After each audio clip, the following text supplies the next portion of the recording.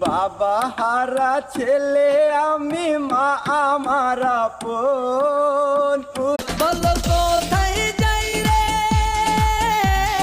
কোথায় যাই রে কেহু। जवानी तेरी बिजली की तार है, जवानी तेरी बिजली की तार है।